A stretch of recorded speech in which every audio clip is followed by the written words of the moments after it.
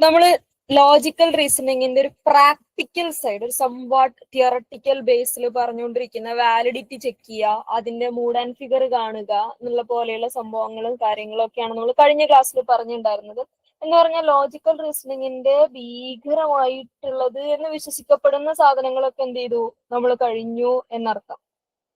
ഇനി നമുക്ക് ഫാലസികൾ അവസാന ഭാഗങ്ങളിലേക്കാണ് നമുക്ക് കടക്കാനുള്ളത്.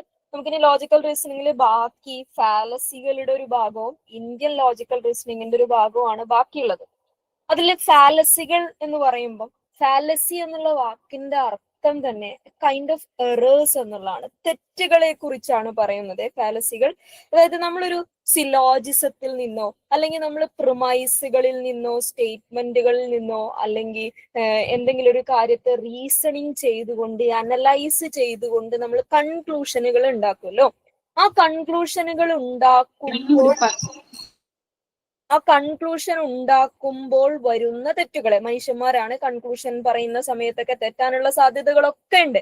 അപ്പൊ ആ വരുന്ന സാധ്യതകൾ ഉണ്ടല്ലോ, തെറ്റാനുള്ള സാധ്യതകൾ, ആ തെറ്റാനുള്ള സാധ്യതകളെയാണ് ഫാലസികൾ എന്ന് പറയുന്നത്. ഓരോ തെറ്റിനും ഓരോ നാച്ചർ ആയിരിക്കും, ഓരോ തെറ്റിനും ഓരോ ടൈപ്പ് ഓഫ് സ്വഭാവമായിരിക്കും. അതിനനുസരിച്ച് ഈ ഫാലസികളെ കാറ്റഗറൈസ് ചെയ്തിട്ടുണ്ട്. അപ്പൊ ഫാലസികൾ എന്ന് പറയുമ്പോൾ തന്നെ ആദ്യം മനസ്സിലാക്കേണ്ടത് തെറ്റുകളാണ്, എറേഴ്സ് ആണ്. കൺക്ലൂഷൻ ഉണ്ടാക്കുമ്പോൾ, പ്രിമൈസുകളിൽ നിന്ന് കൺക്ലൂഷൻ ഉണ്ടാക്കുമ്പോൾ, അല്ലെങ്കിൽ എന്തെങ്കിലും ഒരു സ്റ്റേറ്റ്മെന്റിൽ നമ്മൾ അതിന്റെ ഒരു കൺക്ലൂഡിങ് സ്റ്റേറ്റ്മെന്റിലേക്ക് എത്തുമ്പോൾ മനുഷ്യന് സംഭവിക്കാറുള്ള തെറ്റുകളെയാണ് ഫാലസികൾ എന്ന് വിളിക്കുന്നത്. അപ്പൊ ഫാലസികള് രണ്ട് തരത്തിലാണുള്ളത്, ഇന്റൻഷണൽ ഫാലസിയും അൺഇന്റൻഷണൽ ഫാലസിയും.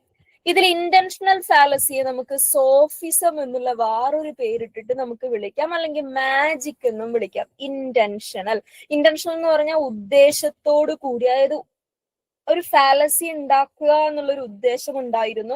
ആ ഉദ്ദേശത്തോടു കൂടി തെറ്റണം എന്നുള്ള, അല്ലെങ്കിൽ ഒരു ട്രിക്ക് കാണിക്കണം എന്നുള്ള ഉദ്ദേശത്തോടു കൂടി ചെയ്യുന്ന തെറ്റുകളെയാണ് അല്ലെങ്കിൽ ട്രിക്കുകളെയാണ് ഇന്റൻഷണൽ ഫാലസി എന്ന് വിളിക്കാം. അതായത് അതിന് ബെസ്റ്റ് എക്സാമ്പിൾ പറയുന്നത് മാജിക് ആണ്. ഇന്റൻഷണൽ ഫാലസിയുടെ അല്ലെങ്കിൽ സോഫിസത്തിന്റെ ഏറ്റവും ബെസ്റ്റ് എക്സാമ്പിൾ ഹിപ്നോട്ടിസോ മാജിക്കോ ഒക്കെയാണ്. അതായത് അപ്പുറത്തെ സ്റ്റേജിൽ നിന്ന് മാജിക് കാണിക്കുന്ന ആള് തൊപ്പിയിൽ നിന്ന്, അല്ലെ കാലിയായ തൊപ്പിയിൽ നിന്ന് അയാൾ എന്തെടുക്കുന്നു, താറാവിനെ പറത്തുന്നു, അല്ലെങ്കിൽ പ്രാവിനെ പറത്തുന്നു, ബോക്സിനകത്താക്കിയ ജീവനുള്ള ഒരു മനുഷ്യനെ നടുകെ വെട്ടുന്നു, ആ മനുഷ്യൻ പിന്നീട് ജീവനോടെ ഇറങ്ങി വരുന്നു. ഇതൊക്കെയാണ് മാജിക്കുകാർ കാണിക്കുന്ന ട്രിക്കുകൾ എന്ന് പറയുന്നത്. കാണുന്ന നമുക്കറിയാം ആ തൊപ്പിയിൽ നിന്ന് അയാൾ എടുക്കുന്ന പ്രാവിനെ അയാൾ എവിടെ ഒളിപ്പിച്ചു വെച്ചിട്ടുണ്ടായിരുന്നിരിക്കണം. അതേപോലെ അയാൾ വെട്ടുന്ന ബോക്സിനകത്തേക്ക് അയാൾ വെട്ടുമ്പോൾ അത് ആ മനുഷ്യന് കൊള്ളുന്നില്ല എന്നൊക്കെ നമുക്കറിയാം. എന്നാലും ആ ഒരു പെർട്ടിക്കുലർ മൊമെന്റ് ഓഫ് ടൈമിലേക്ക് നമ്മൾ എക്സൈറ്റഡ് ആവുന്നുണ്ട്. വൈ, എന്തുകൊണ്ട് ഇങ്ങനെ സംഭവിച്ചു എന്നുള്ള ഒരു മാജിക് ട്രിക്കിലേക്ക് നമ്മൾ ഹിപ്നോട്ടൈസ് ചെയ്യപ്പെടുന്നുണ്ട്. അപ്പൊ അയാൾ അത് എന്തോ ഒരു ട്രിക്ക് കാണിച്ചിട്ട്, ഒരു ഫാലസി കാണിച്ചിട്ട്, ഒരു നമ്മുടെ കണ്ണിനെ വെട്ടിക്കുന്ന എന്തോ വിദ്യ കാണിച്ചിട്ട്, നമ്മൾക്ക് മനസ്സിലാവുന്ന എന്തിൽ നിന്നോ ഒരു എറർ കാണിച്ചിട്ട്, ഫാലസി കാണിച്ചിട്ടാണ് അയാൾ അവിടെ മാജിക് കാണിക്കുന്നത്. അതിനെയാണ് അയാൾ ഇന്റൻഷനലി ചെയ്യുന്ന ഫാലസി, ഇന്റൻഷനലി കാണിക്കുന്ന ട്രിക്ക് എന്ന് പറയുന്നത്. ഇന്റൻഷനലി വരുത്തുന്ന തെറ്റുകൾ ഇൻ ദ സെൻസ് നമ്മുടെ കണ്ണുകളെ വിശ്വസിക്കാൻ പറ്റാത്തൊരവസ്ഥയിലേക്ക് നമ്മൾ എത്തുക എന്നുള്ള ഒരു സാധനമാണ്. അപ്പൊ ആ ടൈപ്പ് ഫാലസികളാണ് ഇന്റൻഷണൽ ഫാലസി എന്ന് വിളിക്കുക. അത് മാജിക്കിൽ മാത്രമേ ഉള്ളൂ. അതുകൊണ്ട് തന്നെ ഇന്റൻഷണൽ ഫാലസി എന്താ എന്നുള്ളതിനപ്പുറത്തേക്ക് ഒരു ചോദ്യവും NTA ഇന്റൻഷണൽ ഫാലസിയെ കുറിച്ച് ചോദിക്കാറില്ല എന്നുള്ളതാണ്. ചോദിക്കാറുള്ളത് അൺഇന്റൻഷണൽ ഫാലസിയെ കുറിച്ചാണ്. അതായത് നമ്മൾ മനഃപൂർവ്വം വരുത്തുന്ന തെറ്റുകൾ, മനഃപൂർവ്വം കാണിക്കുന്ന ട്രിക്കുകൾ മാജിക്കുകളാണ്, ഹിപ്നോട്ടിസം ചെയ്യുന്ന പരിപാടികളാണ്. അൺഇന്റൻഷണൽ ഫാലസിയിലേക്ക് വരുന്ന സമയത്ത് നമ്മൾ അറിഞ്ഞുകൊണ്ടല്ല, അൺഇന്റൻഷണൽ ആണ്, ഇന്റൻഷനോട് കൂടിയല്ല. നമുക്കത് ഫാലസി ആക്കണം, തെറ്റാക്കണം, എറർ ആക്കണം, മിസ്റ്റേക്ക് ഉണ്ടാവണം എന്നുള്ള ഒരു ഉദ്ദേശം നമുക്ക് ഉണ്ടായിരുന്നില്ല. അതിനാണ് അൺഇന്റൻഷണൽ ഫാലസി എന്ന് വിളിക്കുക. ഈ അൺഇന്റൻഷണൽ ഫാലസിക്ക് രണ്ട് കുട്ടികളാണുള്ളത്. അതിൽ ആദ്യത്തെ കുട്ടിയെ നമുക്ക് ഫോർമൽ എന്ന് വിളിക്കാം, രണ്ടാമത്തെ കുട്ടിയെ ഇൻഫോർമൽ എന്ന് വിളിക്കാം. ഈ ഫോർമൽ എന്നുള്ളതിന് ഈ ഒരു കേസിലേക്ക് വരുന്ന സമയത്ത് ഒഫീഷ്യൽ എന്നുള്ള അർത്ഥം അല്ല വരുന്നത്. Formal means related to a ഫോമുമായിട്ട്, അതിന്റെ സ്ട്രക്ചറുമായിട്ട്, അതിന്റെ അറേഞ്ച്മെന്റ്സുമായിട്ട് ബന്ധപ്പെട്ട് എന്നുള്ള അർത്ഥമാണ്. അപ്പൊ ഒരു സ്റ്റേറ്റ്മെന്റിന്റെ അതിന് കൺക്ലൂഷൻ ഉണ്ടാക്കിയിട്ട് അതിലൊരു ഫോർമൽ ഫാലസി വരുന്നു എന്ന് പറഞ്ഞു കഴിഞ്ഞാൽ അതിൽ നിന്നുണ്ടാക്കിയ കൺക്ലൂഷനിലോ അല്ലെങ്കിൽ അത് ഡിപ്പെൻഡ് ചെയ്തിരിക്കുന്ന പ്രിമൈസിലോ അതിന്റെ സെന്റൻസ് സ്ട്രക്ചറിൽ, സെന്റൻസിന്റെ ഫോമിൽ എന്തോ ഒരു മിസ്റ്റേക്ക് ഉണ്ട്, അത് ഗ്രാമാറ്റിക്കൽ മിസ്റ്റേക്ക് ആവാം, പങ്ക്ച്വേഷൻ മിസ്റ്റേക്ക് ആവാം, സ്റ്റേറ്റ്മെന്റ് അറേഞ്ച് ചെയ്തതിന്റെ മിസ്റ്റേക്ക് ആവാം. അപ്പോ നമ്മൾ പറയുന്ന കൺക്ലൂഷനിലോ പ്രിമൈസിലോ ഉള്ള ഫോം റിലേറ്റഡ് ആയിട്ടുള്ള, അതിന്റെ സ്ട്രക്ചർ റിലേറ്റഡ് ആയിട്ടുള്ള മിസ്റ്റേക്കുകളെയാണ്, അത് മനഃപൂർവ്വം വരുത്തുന്നതിനെയാണ് ഫോർമൽ ആയിട്ടുള്ള അൺഇന്റൻഷണൽ ഫാലസി എന്ന് വിളിക്കാം. ഇനി ഫോമിലല്ലാതെ നമുക്ക് ദ്വയാർത്ഥ പ്രയോഗങ്ങളൊക്കെ ഉണ്ടാകുന്ന ഫോമിലല്ലാത്ത, അതായത് അതിന്റെ സ്ട്രക്ചറിലല്ലാതെയും ചില എററുകൾ സംഭവിക്കും. അതായത് മീനിങ്ങില് ഈ ദ്വയാർത്ഥങ്ങൾ വരുന്ന സമയത്ത് അതിന്റെ മനസ്സിലാക്കലുകളില്, അതിന്റെ കോണ്ടെക്സ്റ്റില്, അതിന്റെ കോണ്ടന്റില് ഒക്കെ എന്ത് സംഭവിക്കും, ചിലപ്പോൾ ഫാലസികൾ, തെറ്റുകൾ വരുത്താനുള്ള സാധ്യതയുണ്ട്, വരാനുള്ള സാധ്യതയുണ്ട്.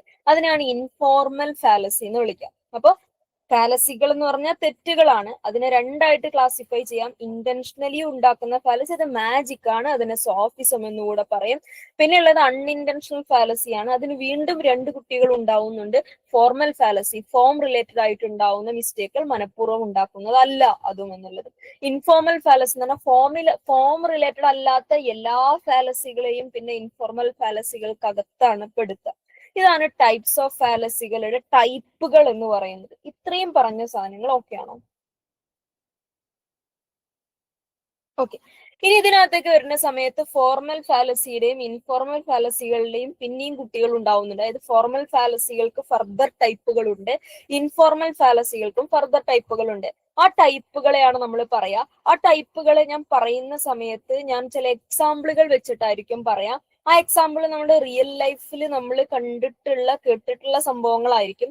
അപ്പൊ നമുക്ക് തോന്നും, ഇപ്പൊ ഇങ്ങനെ പഠിപ്പിച്ചു കഴിഞ്ഞാൽ, ഇങ്ങനെ പഠിച്ചു കഴിഞ്ഞാൽ, ഇത് സാധാരണ നമ്മുടെ ലോക്കൽ നാടൻ ജീവിതത്തിൽ സംഭവിക്കുന്ന, നമ്മുടെ പഞ്ചായത്തിൽ സംഭവിക്കുന്ന, നമ്മുടെ നാടൻ രീതിയിൽ സംഭവിക്കുന്ന കാര്യങ്ങൾ പറഞ്ഞിട്ട് ഇത് പഠിക്കുമ്പോൾ എക്സാമിന് ചോദ്യം കാണുമ്പോൾ ഇത് ആൻസർ ചെയ്യാൻ പറ്റുമോ എന്നുള്ളൊരു ഡൗട്ട് നിങ്ങൾക്ക് ഉണ്ടാവാനുള്ള സാധ്യതയുണ്ട്. അപ്പൊ മനസ്സിലാക്കേണ്ട കാര്യം, ഞാനിവിടെ ക്ലാസ്സിൽ പറയുന്ന മുഴുവൻ എക്സാമ്പിളുകളും പരീക്ഷയ്ക്ക് വന്ന എക്സാമ്പിളുകളാണ്. ആ ഫാലസിയെ കുറിച്ച് എക്സാം ക്വസ്റ്റ്യൻ പേപ്പറിൽ വന്ന എന്ന് പറഞ്ഞാൽ നമ്മുടെ നിത്യജീവിതത്തിൽ നിന്ന് കോണ്ടെക്സ്റ്റ് എടുത്തുകൊണ്ടാണ് ഫാലസികളുടെ എക്സാമ്പിള് ഇവിടെ ചോദിക്കുക. അതായത് ഒരു കോണ്ടെക്സ്റ്റ് തന്നിട്ട് അത് എന്ത് ഫാലസി ആണെന്നാണ് ചോദിക്കുക. നിങ്ങൾക്ക് ഒരു കോണ്ടെക്സ്റ്റ് തരുമ്പോൾ ഒരു സന്ദർഭം തരും. ആ സന്ദർഭത്തിന് എന്ത് ടൈപ്പ് ഫാലസി ആണെന്നാണ് ചോദിക്കുക. ആ സന്ദർഭം നമ്മുടെ സാധാരണ നാട്ടിൻപുറത്ത് നമ്മുടെ നിത്യജീവിതത്തിൽ സംഭവിക്കുന്ന എന്തെങ്കിലും ഒരു സന്ദർഭമായിരിക്കും തരിക. ഓക്കെ. അപ്പൊ ഞാനിവിടെ ക്ലാസ് എടുക്കുമ്പോൾ ഞാൻ പറയുന്ന എക്സാമ്പിളുകൾ കേട്ടിട്ട് ഇത് കേട്ടിട്ട് എങ്ങനെയാ പരീക്ഷയ്ക്ക് പോയിട്ട് മാർക്ക് വാങ്ങുക എന്ന് ആലോചിച്ച് ടെൻഷൻ അടിക്കേണ്ട.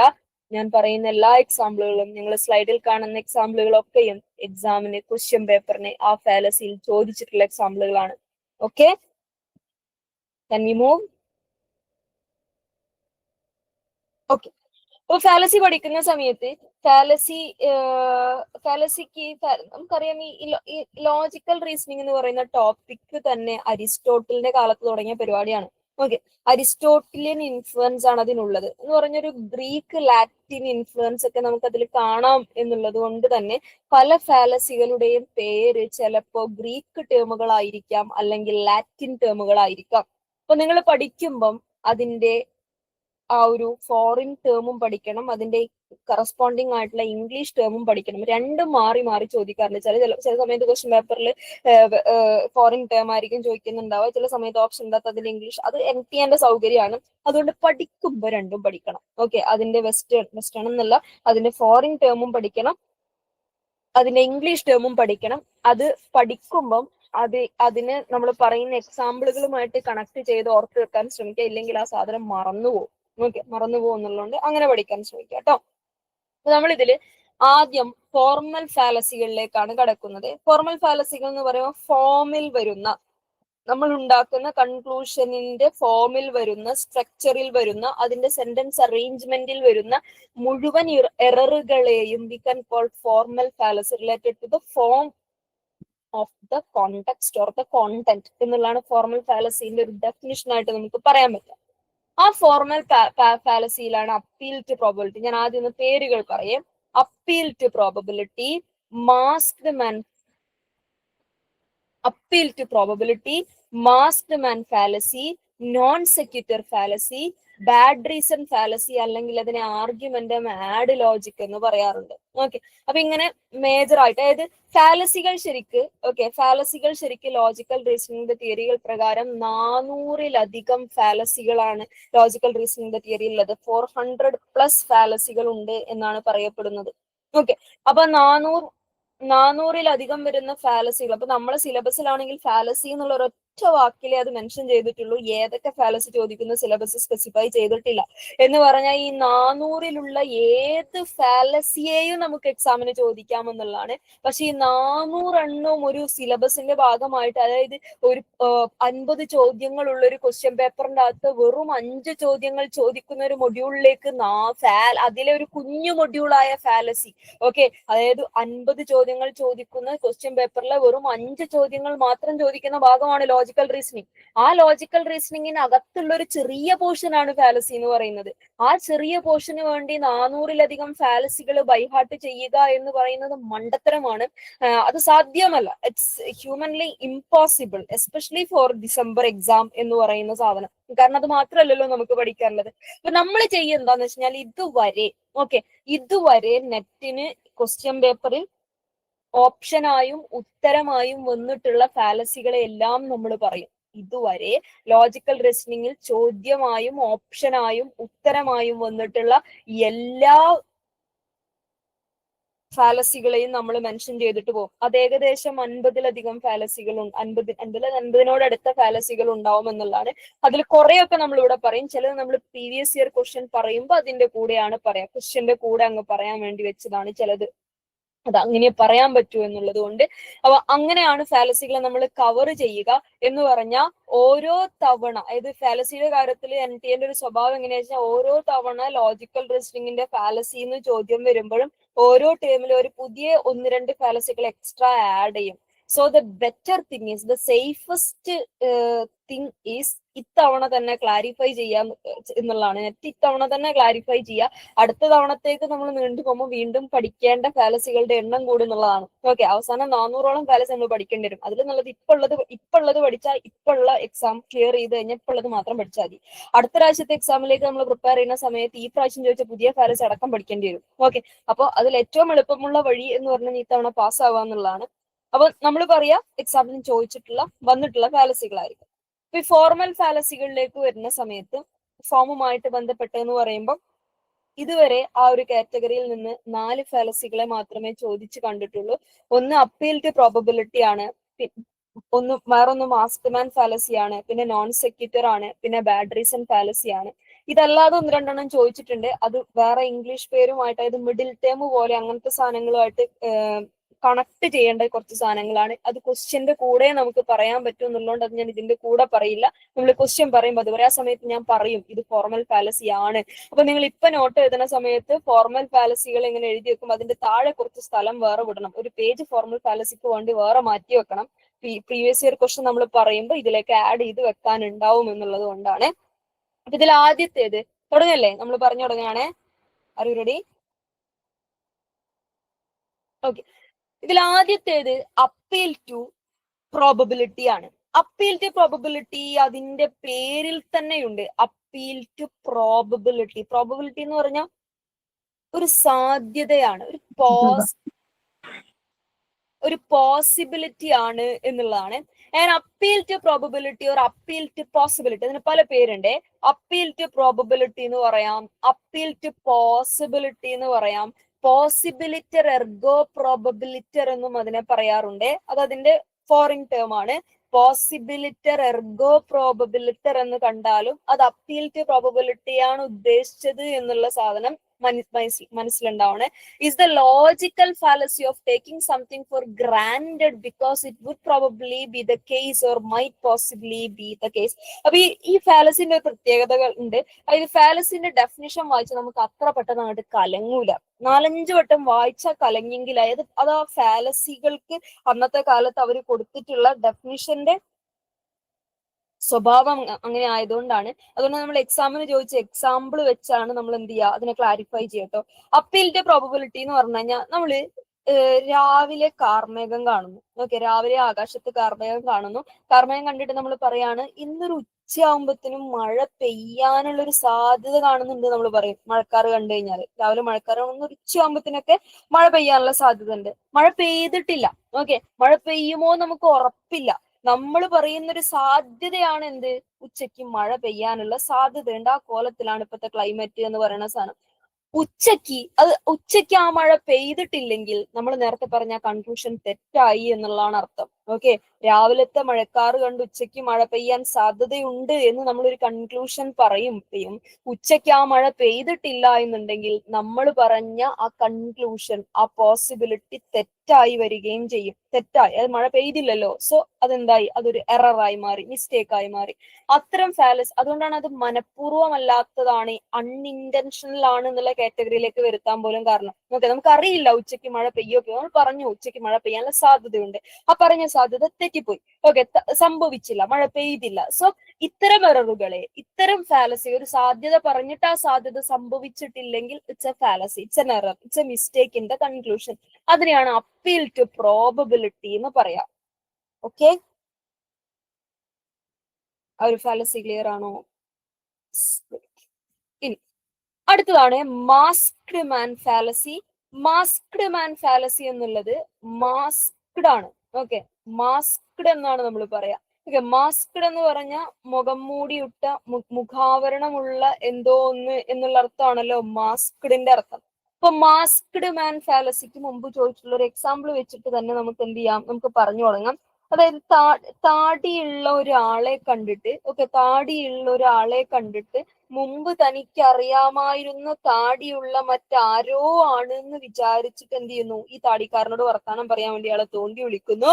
തിരിഞ്ഞു നോക്കിയ സമയത്ത് എന്തല്ല, ഉദ്ദേശിച്ച ആളല്ല. അപ്പൊ അയാളുടെ താടി, അയാളെ മാസ്ക് ചെയ്തു വെച്ച അയാളുടെ താടി കണ്ടിട്ട് നമ്മൾ എന്ത് ചെയ്യാണ്, നമുക്ക് മുൻപരിചയം ഉണ്ടായിരുന്ന മറ്റേ ആളാണത് എന്ന് തോന്നിയിട്ട് നമ്മൾ അയാളുടെ അടുത്ത് ചെല്ലുന്നു. പക്ഷെ അയാളല്ല. അപ്പൊ എന്തായി പോയി, അയാളാണ് എന്ന് നമ്മൾ ഉണ്ടാക്കിയ തോന്നലുണ്ടല്ലോ, നമ്മൾ ഉണ്ടാക്കിയ കൺക്ലൂഷൻ ഉണ്ടല്ലോ, അത് തെറ്റിപ്പോയി. അതിനെയാണ് മാസ്ക്ഡ് മാൻ ഫാലസി എന്ന് പറയുന്നത്. ഇതിന്റെ ഒരു എങ്ങനെയാണ് ആ ടേം വന്നതെന്ന് ചോദിച്ചു കഴിഞ്ഞാല്, മാസ്ക്ഡ് ആയിട്ടുള്ള എന്താ പറയുക, സ്പൈഡർമാൻ മാസ്ക് ഇട്ട ആ ഒരു കണ്ടീഷനിൽ സ്പൈഡർമാൻ പീറ്റർ ആണ് എന്നുള്ളത് ലോകത്താർക്കും അറിയുമായിരുന്നില്ല. പീറ്റർ എന്ന് പറഞ്ഞ കുട്ടിയാണ് സ്പൈഡർമാൻ ആയിട്ട് മാറിയിട്ട് ആളുകളെയൊക്കെ രക്ഷിച്ചുകൊണ്ടിരുന്നത്. മാസ്ക്ഡ് ആയിരുന്നു, ഐഡന്റിറ്റി വെളിവായിട്ടില്ല. അതിൽ നിന്നാണ് ഈ മാസ്ക്ഡ് മാൻ ഫാലസി എന്ന് പറയുന്ന ടേം അതിന് വരുന്നത്.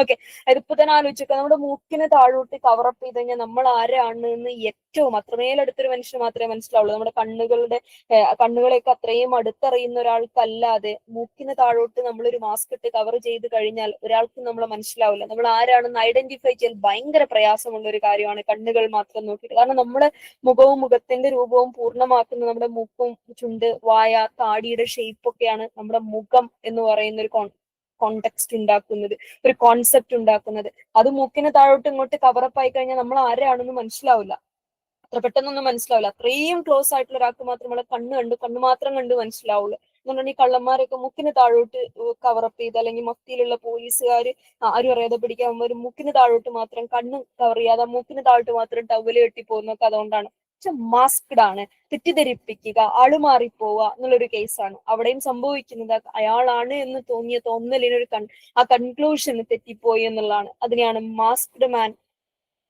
ഫാലസി എന്ന് പറയുന്നത്. ക്ലിയർ? Can we move? അടുത്താണ് നോൺ സെക്യുറ്റർ. നോൺ സെക്യുറ്റർ എന്ന് പറഞ്ഞു കഴിഞ്ഞാൽ when the conclusion doesn't follow from. ഒന്നുകൂടെ പറയുമോ, ഏതാണെന്നൂടെ പറയാൻ? മാസ്ക്ഡ് മാൻ ഫാലസി എന്ന് പറഞ്ഞാൽ ഒരാളെ കണ്ടിട്ട്, മാസ്ക് ഇട്ട ആളെയോ അല്ലെങ്കിൽ ഒരു താടിക്കാരനെയോ അല്ലെങ്കിൽ വട്ടെവർ ഇറ്റ് ഈസ്, നമുക്ക് പരിചയമുള്ള ഒരാളുടെ ബോഡി ഫീച്ചേഴ്സ് പോലെ തോന്നുന്ന ഒരാളെ കണ്ടിട്ട് നമുക്ക് പരിചയമുള്ള ആ ആളാണെന്ന് തെറ്റിദ്ധരിക്കപ്പെടുക. എന്നിട്ട് നമ്മൾ അയാളാണ് വിചാരിച്ച അയാളുടെ അടുത്തേക്ക് ചെല്ലുന്ന സമയത്താണ് അയാൾ അല്ല എന്ന് തിരിച്ചറിയുക. അപ്പൊ അയാൾ ആണെന്ന് നമ്മൾ നേരത്തെ ഉണ്ടാക്കിയ കൺക്ലൂഷൻ ഉണ്ടല്ലോ, അയാൾ ആവാം എന്നുള്ള നമ്മുടെ ആ തോന്നല്, ഇറ്റ് വാസ് എ കൺക്ലൂഷൻ. ആ കൺക്ലൂഷൻ തെറ്റിപ്പോയി. അതിനെയാണ് എന്ത് വിളിക്കുക? Masked man fallacy.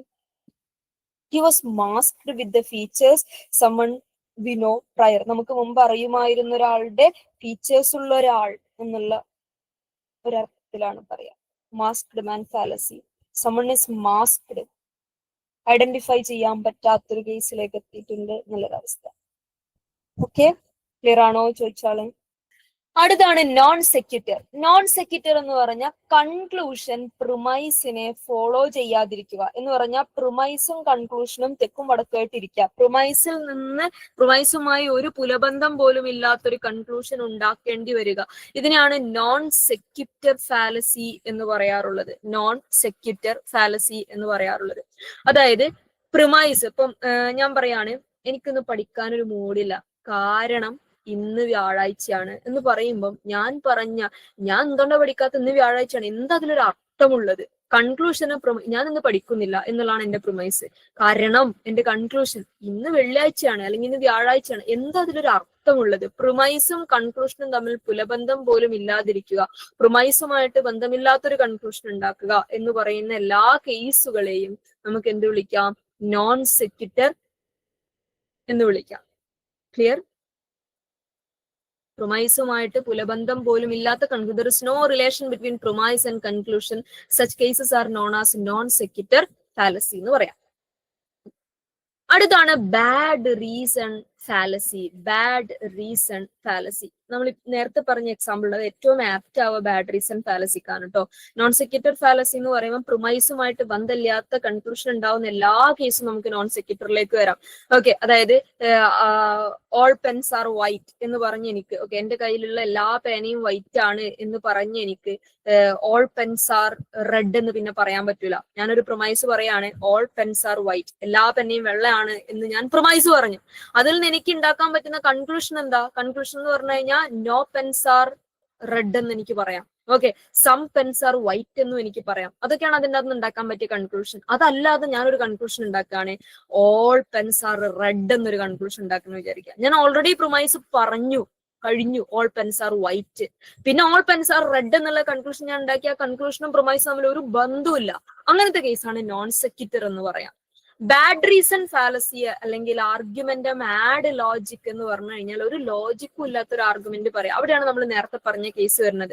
I can't eat today because today is Wednesday, അല്ലെങ്കിൽ ഐ കാൺട്ട് ഈറ്റ് അല്ലെങ്കിൽ I can't study today, learn today because today is Thursday. ഇന്ന് വ്യാഴാഴ്ച ആണ്, അതുകൊണ്ട് എനിക്ക് പഠിക്കാൻ പറ്റില്ല. ഇന്ന് ബുധനാഴ്ച ആണ്, അതുകൊണ്ട് എനിക്ക് തിന്നാൻ പറ്റില്ല.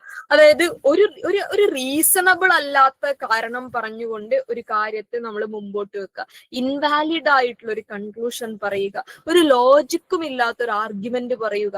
ഇതിനെയാണ് എന്ത് പറയുന്നത്? ബാഡ് റീസൺ ഫാലസി അല്ലെങ്കിൽ ആർഗ്യുമെന്റം ആഡ് ലോജിക് എന്ന് പറയുന്നത്. ക്ലിയർ ആണോ മാം? ഈ എന്താണ് നോൺ സെക്യൂട്ടർ ഞാൻ പറഞ്ഞു നേരത്തെ നമ്മൾ പറഞ്ഞ എക്സാമ്പിൾ ഏറ്റവും ചേരിയ ബാഡ് റീസൺ ആണ്. നോൺ സെക്യൂട്ടർ എന്ന് പറഞ്ഞാൽ പ്രിമൈസുമായിട്ട് ബന്ധമില്ലാത്ത കൺക്ലൂഷൻ ഉണ്ടാക്കുക.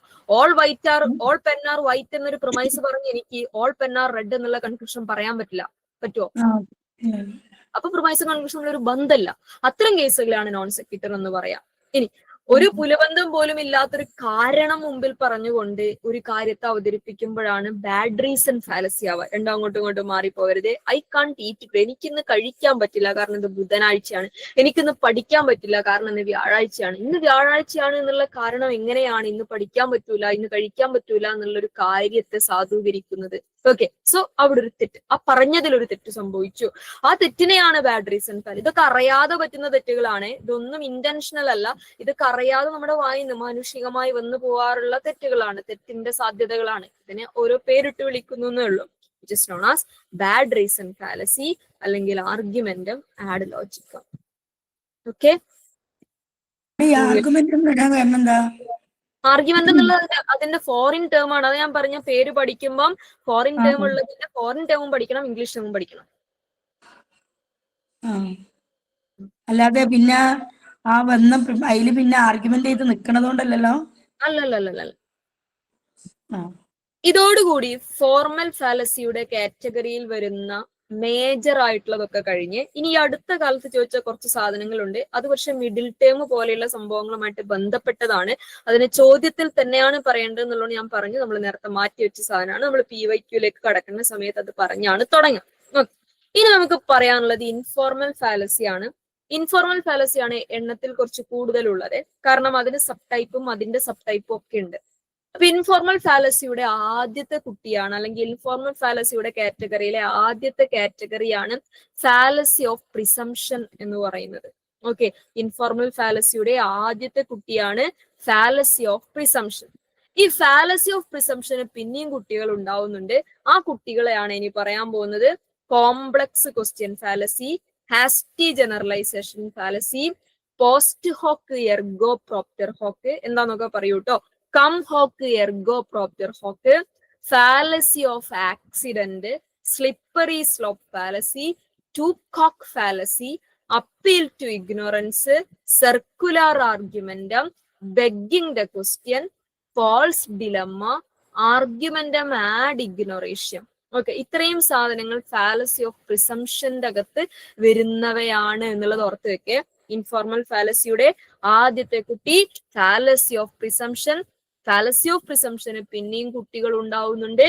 അതിൽ ആദ്യത്തെ കുട്ടിയുടെ പേരാണെന്ത്? കോംപ്ലക്സ് ക്വസ്റ്റ്യൻ ഫാലസി, അല്ലെങ്കിൽ ലോഡഡ് ക്വസ്റ്റ്യൻ എന്ന് പറയാം. രണ്ടുപേരുണ്ട്, കോംപ്ലക്സ് ക്വസ്റ്റ്യൻ ഫാലസി എന്നും പറയാം, ലോഡഡ് ക്വസ്റ്റ്യൻ എന്നും പറയാം. ഓക്കെ, അപ്പൊ കോംപ്ലക്സ് ക്വസ്റ്റ്യൻ ഫാലസി, ചില ഫാലസികളുടെ ഒക്കെ പേരിൽ തന്നെ ഇംപ്ലൈഡ് ആയിരിക്കും അത് ഉദ്ദേശിക്കുന്ന മീനിങ്. ഇപ്പൊ കോംപ്ലക്സ് ക്വസ്റ്റ്യൻ ഫാലസിയിലൊക്കെ വരുന്ന സമയത്ത് അതിന്റെ മീനിങ് ഒക്കെ അതിൽ ഇംപ്ലൈഡ് ആണ്. ഓക്കെ, ലോഡഡ് ക്വസ്റ്റ്യൻ ഫാലസി എന്നൊക്കെ പറയുമ്പോൾ മീനിങ് എന്താ പറയുക, implied the term it self എന്ന് വേണമെങ്കിൽ നമുക്ക് പറയാം. അതായത് ഒരു ചോദ്യം ചോദിച്ചിട്ട് ഒരു സങ്കീർണ അവസ്ഥയിലേക്ക്, ഒരു കോംപ്ലക്സ് ആസ്പെക്റ്റിലേക്ക് നമ്മളെ എത്തിക്കുന്നു എന്നുള്ളതിനെയാണ് കോംപ്ലക്സ്. അതായത് അതിന് എന്തുത്തരം പറഞ്ഞാലും നമ്മൾ പെടും. ഓക്കെ, ഒരാൾ ഒരു ചോദ്യം ചോദിച്ചിട്ട് ആ ചോദ്യത്തിന് എന്തുത്തരം നമ്മൾ പറഞ്ഞാലും നമ്മൾ പെടും എന്നുള്ള കേസിനെയാണ് എന്ത് വിളിക്കുക? കോംപ്ലക്സ് ക്വസ്റ്റ്യൻ ഫാലസി എന്ന് വിളിക്കാം. അല്ലെങ്കിൽ ലോഡഡ് ക്വസ്റ്റ്യൻ എന്ന് നമ്മൾ പറയാറുണ്ട്. ലോഡ് ചെയ്ത് വെച്ച ക്വസ്റ്റ്യൻ, അതിൻ്റെ അകത്ത് എന്ത് ആൻസർ നമ്മൾ പറഞ്ഞു നമ്മൾ പെട്ടു എന്നുള്ളൊരവസ്ഥയാണ്. അതിന് എക്സാമ്പിൾ ആയിട്ട് നമ്മൾ ഇന്ന് ചോദിക്കാറുണ്ട്. നിങ്ങള് മുമ്പ് എക്സാമ്പിൾ ചോദിച്ചൊരു എക്സാമ്പിൾ ആണ്, നിങ്ങൾ ഭാര്യയെ തല്ലുന്നത് നിർത്തിയോ എന്നൊരാളോട് ചോദിക്കുമ്പം നിർത്തി എന്ന് പറഞ്ഞാലും അയാൾ പെടും, നിർത്തിയില്ല എന്ന് പറഞ്ഞാലും അയാൾ പെടും. എങ്ങനെയാ പെടുന്നത്? നിർത്തി എന്ന് അയാൾ പറഞ്ഞ അതിനർത്ഥം എന്താ? അയാൾ അതുവരെ ഭാര്യയെ തല്ലാറുണ്ടായിരുന്നു എന്നുള്ളതാണ്. നിർത്തിയില്ല എന്ന് പറഞ്ഞാലോ അയാൾ ഇപ്പോഴും ഭാര്യയെ തല്ലാറുണ്ട് എന്നുള്ളതാണ്. രണ്ടുത്തരം പറഞ്ഞാലും അയാൾ പെടും, അയാൾ തൂങ്ങും. ഓക്കെ, സോ അത്തരം സാധനങ്ങളെ ഉത്തരം എന്തു പറഞ്ഞാലും, യെസ് പറഞ്ഞാലും നോ പറഞ്ഞാലും നമ്മൾ പെടുന്ന അത്തരം ചോദ്യങ്ങളെയാണ് കോംപ്ലക്സ് ക്വസ്റ്റ്യൻ ഫാലസികൾ എന്ന് പറയാം. അത് എന്തുത്തരം പറഞ്ഞാലും നമുക്ക് തെറ്റും, എന്തുത്തരം പറഞ്ഞാലും നമ്മൾ പെടും. ഓക്കെ, നമുക്ക് ചില സമയം നമ്മൾ ഫ്രണ്ട്സുമായിട്ടൊക്കെ ഇരുന്ന് സംസാരിക്കുന്ന സമയത്ത് നമുക്ക് പ്രാന്തുണ്ടോ എന്ന് ചോദിക്കണം. ആ ടൈപ്പ് ചോദ്യങ്ങൾ ഉണ്ടല്ലോ. അത്തരം ചോദ്യങ്ങളിൽ നമുക്ക് യെസ് പറഞ്ഞാലും നോ പറഞ്ഞാലും നമുക്ക് പ്രാന്തുണ്ടോ എന്നുള്ള ടൈപ്പ് നമ്മളെ കളിയാക്കി ചോദിക്കുന്ന ചോദ്യങ്ങൾ ഉണ്ടല്ലോ. അത് ചിലപ്പോൾ നമ്മൾ യെസ് പറഞ്ഞാലും നോ പറഞ്ഞാലും നമ്മളെ ഒരു ട്രോളും. ആ ഒരു കോംപ്ലക്സ് ആസ്പെക്റ്റിലേക്ക് നമ്മൾ എത്തും. അത്തരം ക്വസ്റ്റ്യൻസിനെയാണ് കോംപ്ലക്സ് ക്വസ്റ്റ്യൻ ഫാലസി എന്ന് വിളിക്കുക. ഇത് ഒരൊറ്റ മണിക്കൂർ നേരത്തെ TV ചാനൽ ചർച്ചയിൽ ഇരുന്ന ഈ എല്ലാ ഫാലസികളെയും നമുക്ക് കാണാം കേട്ടോ. കാരണം എതിർകക്ഷിയിൽ ഇരിക്കുന്ന ആള് ഒരു ചോദ്യമാണ് ചോദിക്കും, അല്ലെങ്കിൽ എന്തൊക്കെ ഒരു കാര്യം ചോദിക്കും, അല്ലെങ്കിൽ ആഷ്മിന്റെ ഒക്കെ ചാനൽ ചർച്ചകളൊക്കെ കാണുന്ന സമയത്തൊക്കെ അയാൾ ഒരു ചോദ്യം ഇങ്ങോട്ട് എറിഞ്ഞിടും. അതിന് എന്തുത്തരം പറഞ്ഞാലും ഇപ്പുറത്തിരിക്കുന്ന ആള് വിട്ടു, എന്തുത്തരം പറഞ്ഞാലും തിരിച്ച് വേറെ ചോദ്യം അയാളുടെ അടുത്ത് ഇപ്പുറത്ത് ഇങ്ങോട്ട് വരും എന്നുള്ളൊരു ടൈപ്പ് സാധനം ഉണ്ടല്ലോ. എന്ത് പറഞ്ഞാലും ചാനൽ ചർച്ചയിൽ അങ്ങോട്ടും ഇങ്ങോട്ടും ഏറ് കൊള്ളും, ഉറപ്പാണ്. Such questions are known as complex question fallacy. Clear ആണോ? ഓക്കെ, ഇനി അടുത്താണ് ഹാസ്റ്റി ജനറലൈസേഷൻ ഫാലസി. ഹാസ്റ്റി എന്ന് പറഞ്ഞാൽ ഹേസ്റ്റി ആയിട്ടുള്ള എന്ന് പറഞ്ഞാൽ തിടുക്കപ്പെട്ട ഒരു കാര്യം, സഡൻലി തിടുക്കപ്പെട്ട് മുന്നും പിന്നും നോക്കാതെ തിരക്ക് പിടിച്ച് തിടുക്കപ്പെട്ട ഒരു കാര്യം ചെയ്യുന്നതിനാണ് ഹാസ്റ്റി എന്ന് പറയാം. ജനറലൈസേഷൻ എന്ന് പറഞ്ഞ ഒരു കാര്യത്തെ ജനറലൈസ് ചെയ്ത് കൺക്ലൂഡ് ചെയ്യുക, ഒരു കാര്യത്തെ നമ്മൾ പൊതുവായിട്ട് അങ്ങനെ അങ്ങ് പറയുക, ഒരു എല്ലാവർക്കും ആ അഭിപ്രായം ഉള്ളതുകൊണ്ട് അതൊക്കെ അങ്ങനെ തന്നെ ആയിരിക്കും. ആ ഒരു പൊതുതത്വം അംഗീകരിക്കുക എന്ന് പറയുന്ന സാധനമല്ല. പൊതുതത്വങ്ങൾ എല്ലായ്പ്പോഴും ശരിയായിക്കൊള്ളണമെന്നൊന്നുമില്ല, കാരണം നമ്മൾ എല്ലാവരുടെ ഭാഗങ്ങളും കേൾക്കുന്നില്ലല്ലോ. അപ്പൊ തിടുക്കപ്പെട്ട് നമ്മൾ ഒരു കാര്യത്തെ ജനറലൈസ് ചെയ്ത ഒരു കൺക്ലൂഷനിൽ എത്തിയിട്ട് അത് തെറ്റിപ്പോയാൽ അതിന് പറയുന്ന പേരാണ് ഹാസ്റ്റി ജനറലൈസേഷൻ ഫാലസി എന്നുള്ളത്. ഓക്കെ, അതിന്റെ മുന്നും പിന്നും നമ്മൾ നോക്കില്ല, അതിന്റെ വരായികളോ വരായികളോ കോൺസിക്വൻസുകളോ നമ്മൾ നോക്കുന്നില്ല. ഓവർ ജനറലൈസ് ചെയ്തിട്ട് തിടുക്കപ്പെട്ട് നമ്മൾ ഒരു കാര്യം ക്ലെയിം ചെയ്തു പറയുമ്പോ, ഒരു കാര്യം കൺക്ലൂഡ് ചെയ്തു പറയുമ്പോ എന്നിട്ട് അത് തെറ്റിപ്പോകുമ്പോ അത്തരം കേസുകളെയാണ് ഹാസ്റ്റി ജനറലൈസേഷൻ ഫാലസി എന്ന് പറയുന്നത്. തെറ്റിപ്പോയത് എന്തുകൊണ്ടാന്ന് ചോദിക്കുമ്പോൾ അതിനൊരൊറ്റ ഉത്തരേ ഉണ്ടാവുള്ളൂ, തെക്കും മടക്കും നോക്കാണ്ട് ഒരു ജനറലൈസ്ഡ് കൺക്ലൂഷൻ പറഞ്ഞതായിരിക്കും, തിരക്ക് പിടിച്ചൊന്ന് പറഞ്ഞുകൊണ്ടായിരിക്കും. ഓക്കെ, ക്ലിയർ ആണോ? അപ്പൊ ഒരു ഹോട്ടലിലൊക്കെ കയറിയിട്ട് ഫുഡ് കഴിച്ചിട്ട് അവിടുത്തെ ഫുഡ് ആ സമയത്തുള്ള ഫുഡ് കൊള്ളൂല എന്നുള്ളതിന് ഫുഡ് മൊത്തത്തിൽ ആ ഹോട്ടലിലെ ഫുഡ് കൊള്ളൂല എന്ന് പറയുന്നത് അല്ലേ? ഒരു പെർട്ടിക്കുലർ നടന്റെയോ നടിയുടെയോ സിനിമ കണ്ടിട്ട് അയാളുടെ ആ സമയത്ത് ഓടിയ സിനിമ മോശമാണ് എന്ന് പറയുക, അല്ലെങ്കിൽ ഈ സിനിമ മോശം അയാൾ അഭിനയിക്കാൻ അറിയില്ല എന്നുള്ളത് ഒരൊറ്റ സിനിമയെ മാത്രം വിലയിരുത്തി പറയുക എന്നുള്ളതൊക്കെ ഹാസ്റ്റി ജനറലൈസേഷന്റെ ഭാഗമായിട്ട് നമുക്ക് പറയാം. ഓക്കെ. പിന്നെ ഈ ഫാലസികളൊക്കെ ഏറ്റവും കൂടുതൽ കാണാൻ പറ്റിയ പൊളിറ്റിക്സിലാണെന്നുള്ളതാണ് ഏറ്റവും വലിയ അതിന്റെ ഒരു രസം എന്ന് പറയുന്നത്. ഒക്കെ പൊളിറ്റിക്സിലാണ് കാണാൻ പറ്റുക. കോംപ്ലക്സ് ക്വസ്റ്റ്യൻ ഫാലസി ഒരു പൊളിറ്റിക്കൽ ചാനൽ ചർച്ചയിലിരുന്ന് നിങ്ങൾക്ക് ഇഷ്ടം പോലെ കണ്ടുപിടിക്കാം. ഹാസ്റ്റി ജനറലൈസേഷൻ ഫാലസി നമ്മൾ എല്ലാ ദിവസവും കാണുന്ന സാധനങ്ങൾ, ആരോപണങ്ങളൊക്കെയും ഏറെക്കുറെ ഹാസ്റ്റി ജനറലൈസേഷൻ ഫാലസികളാണ്. ഓക്കെ. എല്ലാ ആരോപണങ്ങളും, എല്ലാ കുറ്റാരോപണങ്ങളും ഏറെക്കുറെ ഹാസ്റ്റി ജനറലൈസേഷൻ ഫാലസികളാണ്. അതൊക്കെ ഇല്ലാത്തതായിരുന്നു പിന്നീട് വർഷങ്ങൾക്ക് ശേഷമൊക്കെ തെളിയിക്കപ്പെടുക എന്നുള്ളത് വേറെ യാഥാർത്ഥ്യമാണ്. ഓക്കെ. അപ്പം ഇങ്ങനത്തെ സാധനങ്ങളൊക്കെ കാണുമ്പം, ന്യൂസുകൾ കാണുമ്പം, കേൾക്കുമ്പം, ചാനൽ ചർച്ചകൾ കേൾക്കുമ്പം അതിൻ്റെ അകത്തുനിന്ന് ഫാലസികൾ കണ്ടുപിടിക്കാൻ ശ്രമിക്കുക. അതാണ് ഫാലസി പഠിക്കാനുള്ള, മറന്നുപോകാതെ പഠിക്കാനുള്ള ഏറ്റവും എളുപ്പമുള്ള മാർഗം എന്ന് പറയുന്നത്. മൂവ് ചെയ്യട്ടെ. Can we move? Yes. Okay. അടുത്താണ് post hoc ergo propter hoc അല്ലെങ്കിൽ കോസൽ ഫാലസി എന്ന് പറയും നമ്മള്.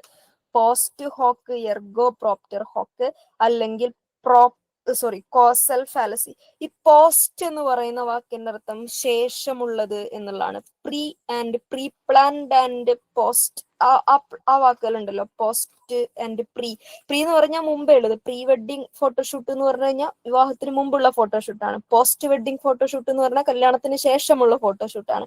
അപ്പൊ പോസ്റ്റ് എന്ന് പറഞ്ഞതിന് ശേഷം എന്നാണ് അർത്ഥമേ. ഇപ്പൊ post hoc ergo propter hoc എന്ന് പറഞ്ഞ കോസൽ ഫാലസി അല്ലെങ്കിൽ കാരണവുമായിട്ട് ബന്ധപ്പെട്ട സാധനങ്ങളാണ്.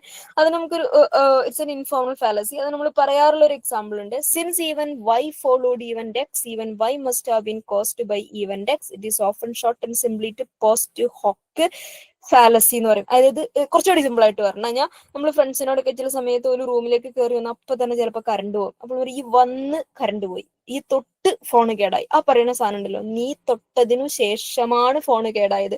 ഓൻ തൊട്ടുകൊണ്ടൊന്നും ഒരിക്കലും ഫോണ് കേടായി ഉണ്ടാവുക. നമ്മൾ പറഞ്ഞത് തെറ്റി, നമുക്ക് മിസ്റ്റേക്ക് വന്നു. It's a fallacy. ഓക്കെ. അയാൾ തൊട്ടത്, നീ തൊട്ടു, ഈ തൊട്ട് ഫോണ് കേടായി, ഈ തൊട്ടത് കൊണ്ടാണ് ഫോണ് കേടായത്, നീ വന്നത് കൊണ്ടാണ് കറണ്ട് പോയത് എന്ന് പറയുന്ന കേസ്.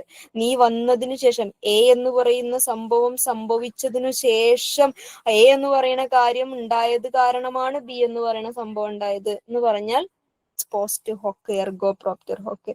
എ കാരണമാണ് ബി ഉണ്ടായത്. കോസൽ ഫാലസി എന്ന് പറയുന്നത് അതുകൊണ്ടാണ്. ക്ലിയർ? എക്സ് നടന്നുകൊണ്ടാണ് വൈ നടന്നത്. എക്സ് നടന്നില്ലായിരുന്നെങ്കിൽ വൈ നടക്കില്ലായിരുന്നു. എക്സ് ആണ് വൈ നടക്കാൻ കാരണമായത്. നീ വന്നതാണ് കറണ്ട് പോകാൻ കാരണമായത്. നീ തൊട്ടതാണ് ഫോൺ കേടാവാൻ കാരണമായത്. So that is post hoc ergo propter hoc. ഇനി അടുത്താണ് അതിന്റെ ഒരു അളിയൻ എന്നൊക്കെ വേണമെങ്കിൽ പറയാം. Cum hoc ergo cum hoc ergo propter hoc എന്ന് പറയും. Cum hoc ergo propter hoc എന്ന് പറഞ്ഞാൽ, നേരത്തെ പോസ്റ്റ് ഹോക്ക് എർഗോ പ്രോപ്റ്റർ ഹോക്കില് ഒന്ന് കഴിഞ്ഞതിന് ശേഷമാണ് വേറൊന്ന് സംഭവിക്കുന്നത്. എ നടന്നത് കാരണമായിട്ടാണ് ബി സംഭവിച്ചത്. അപ്പൊ എ നടന്നു കഴിഞ്ഞിട്ടാണ് ബി നടക്കുന്നത്.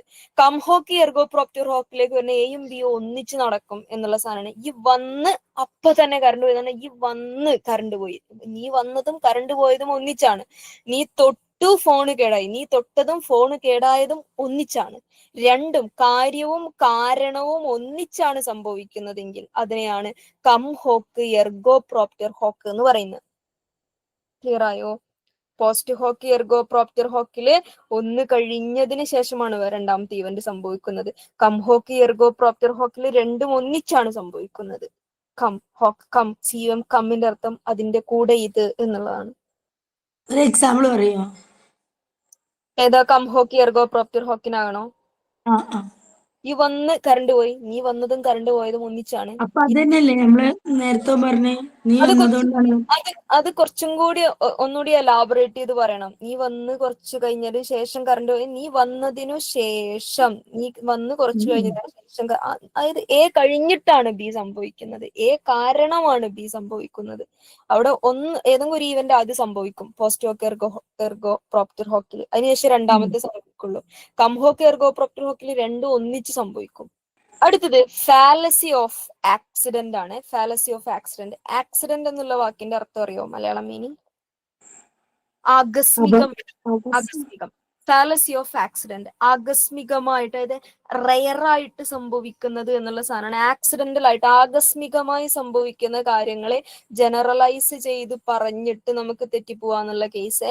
മുമ്പ് എക്സാമിന് ചോദിച്ച സംഭവം എന്താ വെച്ച് കഴിഞ്ഞാല്, പെൻഗിൻ ഒരു പക്ഷിയാണ്. ഓക്കെ, പെൻഗിൻ ഒരു പക്ഷിയാണ്, പക്ഷെ പെൻഗിൻ പറക്കാറില്ല. ഓക്കെ, പെൻഗിന് പറക്കാൻ അറിയില്ല. പെൻഗിൻ പക്ഷെ പക്ഷിയാണ്, പക്ഷിയുടെ കൂട്ടത്തിലാണ് നമ്മൾ കൂട്ടുന്നത്. പെൻഗിൻ പക്ഷിയാണ്, പെൻഗിൻ പറക്കാറില്ല. അതൊരു ആക്സിഡന്റൽ കേസാണ്. പക്ഷികളെല്ലാം പറക്കുമെന്നാണല്ലോ science, general aspect, the generalised logic അല്ലെങ്കിൽ ജനറലൈസ്ഡ് ട്രൂത്ത് എന്ന് പറയുന്നത്. അതിൽ അപൂർവം ചില പക്ഷികൾ പറക്കാറില്ല. പെൻഗിനെ പോലെയുള്ള അപൂർവം ചില പക്ഷികൾക്ക് പറക്കാൻ കഴിയാറില്ല. അപ്പൊ ചില ബേർഡ്സ് എക്സെപ്ഷൻ വരും അല്ലേ? ചില എക്സെപ്ഷൻ വരും, അതാണോ? ചില എക്സെപ്ഷൻസ് വരും.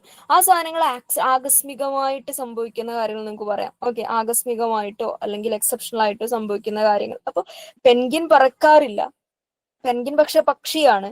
എന്നിട്ട് ആ ഒരു ആകസ്മികമായിട്ട് അപൂർവമായി ഉണ്ടാവുന്ന ആ ഒരു കേസിനെ മുൻനിർത്തിക്കൊണ്ട് നമ്മൾ പറയാണ് ലോകത്തൊരു പക്ഷിയും പറക്കാറില്ല. പെൻഗിൻ പക്ഷിയാണ്, പക്ഷെ പെൻഗിൻ പറക്കാറില്ല, അതുകൊണ്ട് ലോകത്തൊരു പക്ഷിയും പറക്കാറില്ല എന്നൊരു കൺക്ലൂഷൻ ഉണ്ടാക്കിയാൽ that fallacy is known as fallacy of accidental.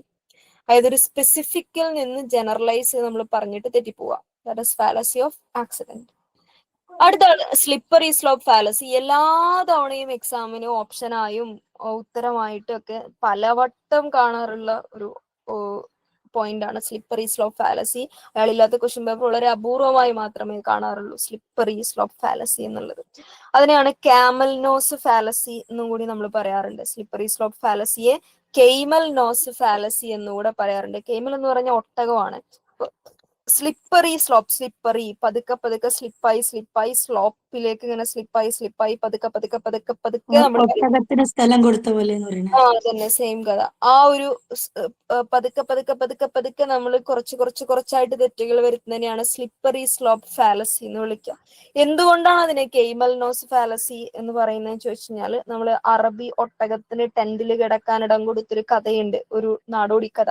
ആ നാടോടി കഥയിൽ നിന്നാണ് അതിന് ഈ പേര് വരുന്നത്. അതായത് ഒക്കെ നമുക്കൊക്കെ അറിയുന്ന കഥയാണ്. ജസ്റ്റ് ഞാനിത് പറയാൻ വേണ്ടി ജസ്റ്റ് ഒന്ന് മെൻഷൻ ചെയ്യാം. അതായത് ഒരു ദിവസം രാത്രി അറബി ടെന്റ് കെട്ടിയിട്ട് മരുഭൂമിയിൽ ഉറങ്ങുന്നു, രാത്രി കൂടുന്നു, തങ്ങുന്നു. ആ സമയത്ത് അയാളുടെ കൂടെ ഉണ്ടായിരുന്ന യാത്ര ചെയ്തിട്ടുണ്ടായിരുന്ന ഒട്ടകം വരുന്നു. ഒട്ടകം പറയുന്നു, എനിക്ക് തണുക്കുന്നു, ഞാൻ എന്റെ മൂക്ക് മാത്രം ടെന്റിനകത്തേക്ക് വെച്ചോട്ടെ എന്ന് ചോദിക്കുന്നു. നല്ലവനായ അറബി ഓക്കെ എന്ന് പറയുന്നു. 5 മിനിറ്റ് കഴിഞ്ഞപ്പോൾ അതേ ഒട്ടകം ചോദിക്കുന്നു, എനിക്ക് തണുപ്പ് സഹിക്കാൻ പറ്റുന്നില്ല, ഞാൻ എന്റെ മുഖം മാത്രം അകത്തേക്ക് വെച്ചോട്ടെ ചോദിക്കുന്നു. നല്ലവനായ അറബി മുഖം അകത്ത് വെക്കാനും പെർമിഷൻ കൊടുക്കുന്നു. അങ്ങനെ വീണ്ടും 5 മിനിറ്റ് കഴിഞ്ഞു, ഒട്ടകം ചോദിക്കുന്നു, എനിക്ക് ഒട്ടും സഹിക്കാൻ പറ്റുന്നില്ല, ഞാൻ എന്റെ തല മുഴുവനും അകത്തോട്ട് വെച്ചോട്ടെ എന്ന് ചോദിക്കുന്നു.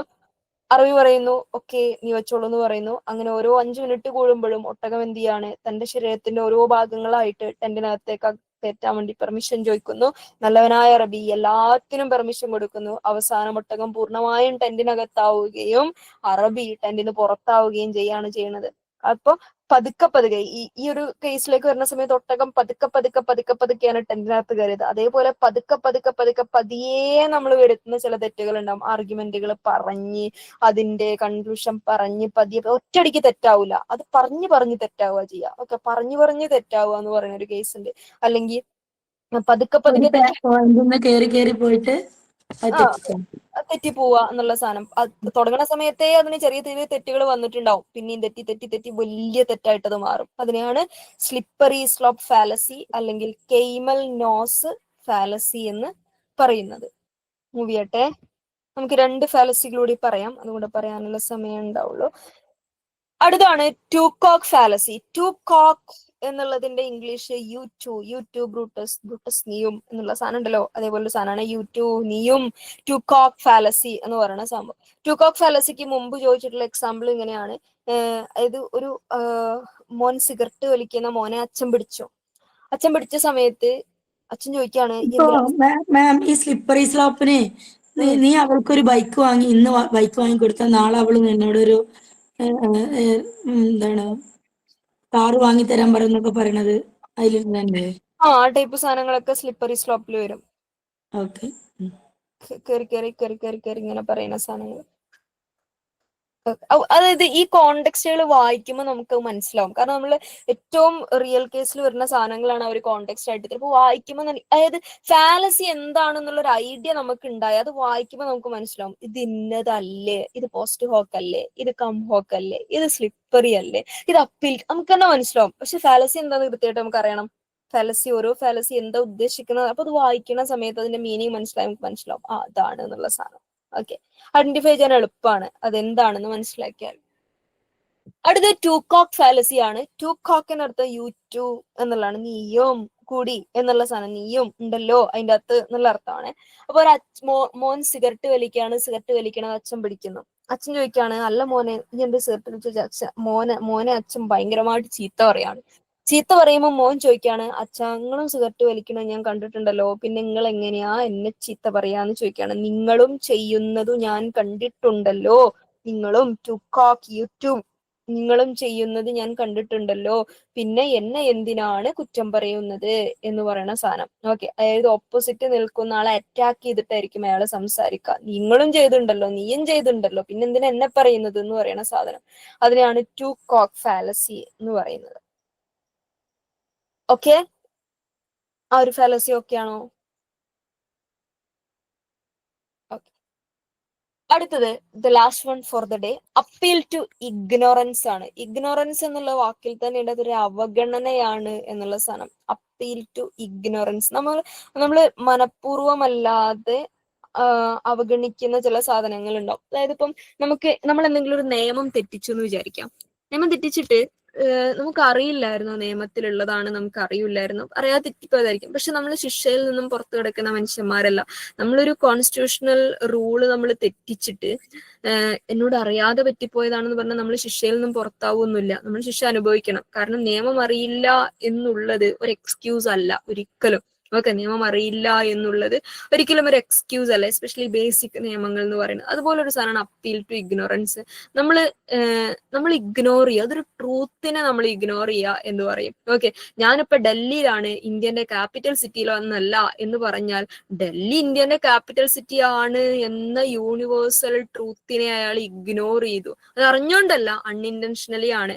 അതിനാണ് അപ്പീൽ ടു ഇഗ്നോറൻസ് എന്ന് പറയാ. നമ്മളൊരു യൂണിവേഴ്സൽ ട്രൂത്തിനെ ഇഗ്നോർ ചെയ്യുന്നു. He's not in the Kerala capital because now is in Trivandrum. അയാൾ കേരളത്തിന്റെ തലസ്ഥാന നഗരിയിലൊന്നല്ല, അയാൾ തിരുവനന്തപുരത്താണ് എന്ന് പറയുമ്പോൾ തിരുവനന്തപുരമാണ് കേരളത്തിന്റെ തലസ്ഥാനം എന്നുള്ളത് സൗകര്യപൂർവ്വം നമ്മൾ ഇഗ്നോർ ചെയ്തു. അതിനെയാണ് എന്ത് വിളിക്കുന്നത്? Appeal to ignorance. അതിലുള്ള ഒരു ട്രൂത്തിനെ, ഒരു യൂണിവേഴ്സൽ ട്രൂത്തിനെ വി വിൽ ഇഗ്നോർ.